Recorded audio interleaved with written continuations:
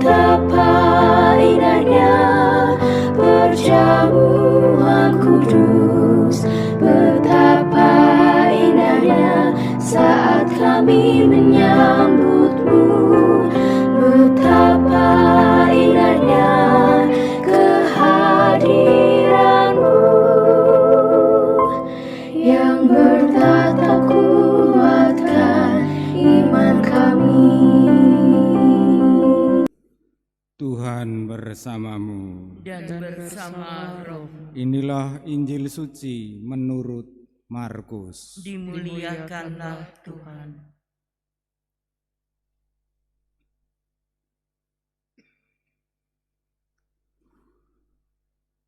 Pada suatu hari murid-murid Yesus lupa membawa roti.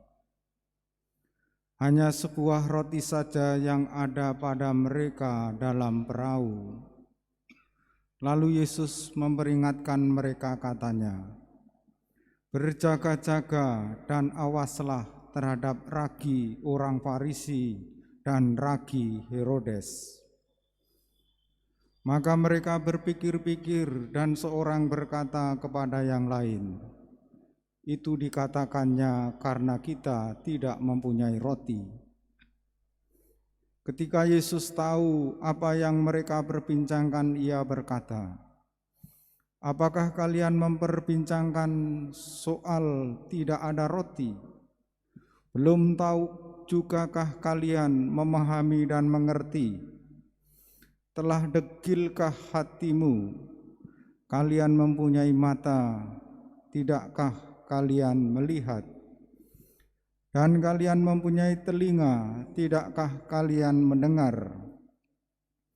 Sudah lupakah kalian waktu aku memecah-mecahkan 5 roti untuk 5.000 orang itu?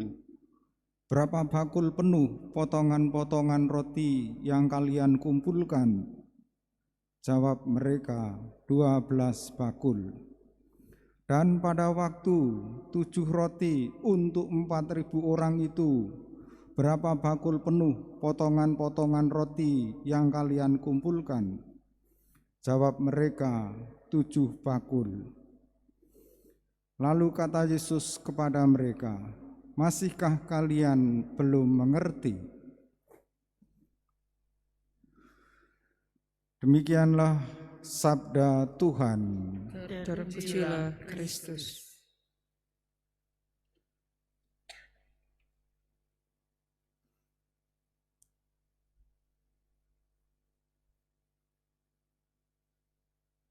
Umat Allah yang terkasih, benarkah Tuhan mencobai manusia? Apakah penderitaan-penderitaan, kesulitan-kesulitan hidup kita datangnya dari Tuhan? Surat Yakobus yang kita dengar tadi menegaskan, apabila seseorang dicobai, janganlah ia berkata, "Pencobaan ini datang dari Allah." Sebab Allah tidak dapat dicobai oleh yang jahat, dan Allah sendiri tidak mencobai siapapun.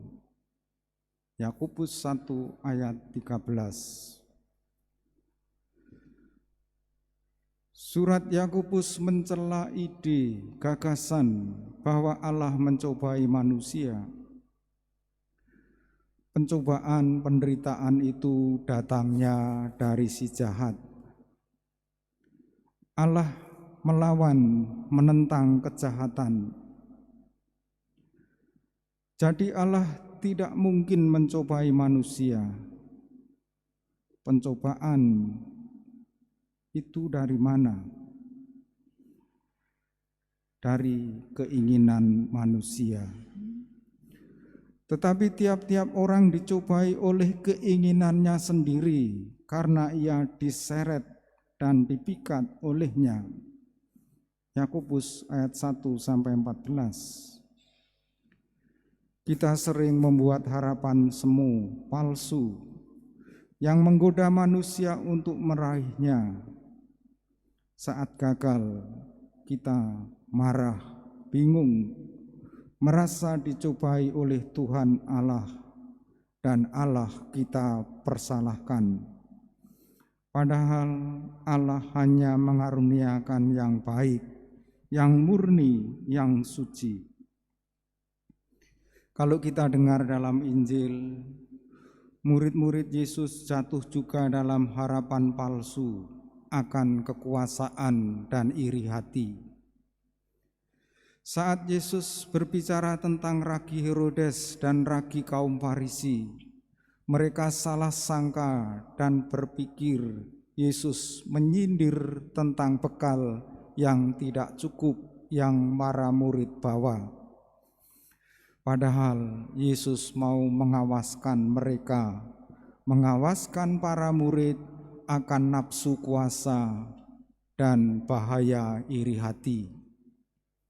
Hal itu nyata dalam kisah selanjutnya pada perikop hari ini, di mana para murid berebut berbicara tentang kedudukan yang penting dan tinggi sebagai murid-murid Tuhan. Kita ingat perjanjian lama, Adam dan Hawa terusir menderita dari Firdaus karena jatuh dicobai setan. Kita juga ingat Yesus dicobai setan, tetapi sebaliknya Yesus menunjukkan bahwa manusia mampu melawan godaan setan di padang gurun. Mari kita seperti Yesus. Kita hendaknya menyesuaikan keinginan kita, kehendak kita dengan kehendak Tuhan. Hati dan pikiran kita pun lebih damai, lebih tenang, lebih kuat, lebih lega, mengatasi segala keinginan palsu, baik dalam diri kita maupun dalam dunia yang luas ini. Juga kita bisa mengalahkan iri hati dan sakit hati. Seandainya kita pun gagal dalam hidup, Allah tidak akan kita jadikan kambing hitam penyebab persoalan hidup kita. Mari kita beriman murni, menaruh harapan kepada Tuhan dengan keyakinan Allah hanya menginginkan yang baik pada kita umat manusia. Kita satukan doa-doa kita bersama persembahan di altar.